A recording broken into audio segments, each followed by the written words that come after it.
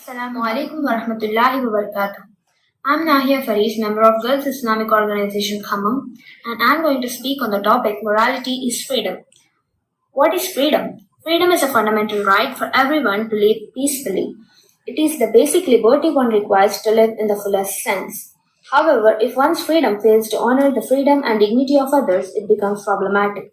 If one person enjoys more freedom at the expense of another, if human rights are appropriated and enjoyed by only those in authority, then there arises the need for certain rules and regulations that ensure that everyone is at a position to enjoy the freedom required to lead a peaceful life.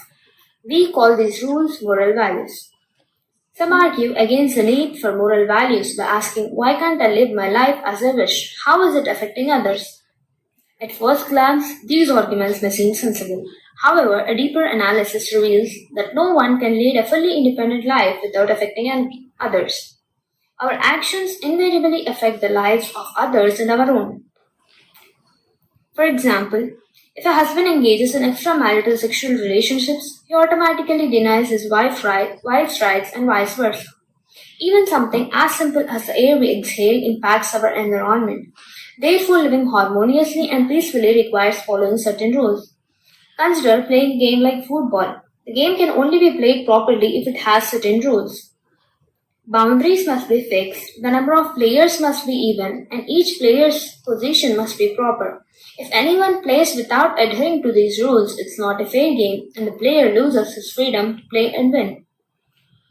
If this is the case with simple games in life, don't you think rules are required for the life of a human being? Life becomes chaotic and miserable for all without these rules. Moral discipline is required to achieve liberation from impulsive behaviors, emotional turmoil, addiction, external manipulation, and misuse of freedom. The negative impact of the decline of these moral values is seen in the form of atrocities, rapes, and abuses against women, suicides and missing cases of not only girls and women but also men and boys. Numerous families are falling apart, divorce rates are increasing, and substance abuse, alcoholism, harassment are common.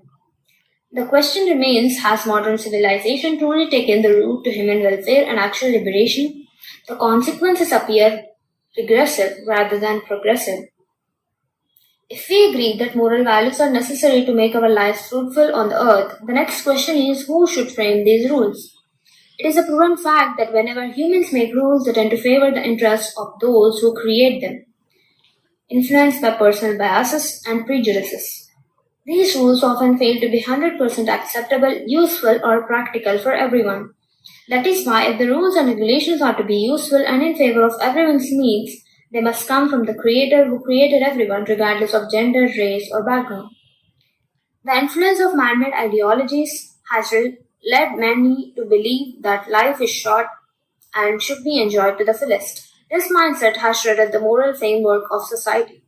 Media such as movies, reels, and videos often objectify women and normalize alcohol consumption, portraying alcoholism as both an escape from distress and a means of celebration. The commercialization of sex and physical beauty is seen in the form of homosexuality, lesbianism, and live-in relationships, which are easily chosen by youth, claiming no liability or responsibility between partners. The consequences of morally degenerated society are negative. This culture pushes individuals into loneliness and depression.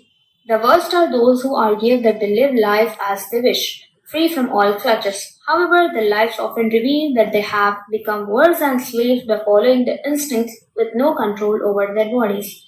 There is a need for action. Immorality and its associated evils are spreading like wildfire, affecting every aspect of human life, particularly family life. While slogans like "My body, my choice" sound progressive, in reality, they have created chaos and significantly disrupted individual lives and social ethos. This compels us to think and act on controlling the rapid spread of these evils. Let us all come together and work for a society which is free of these evils. That was all about it. Thank you.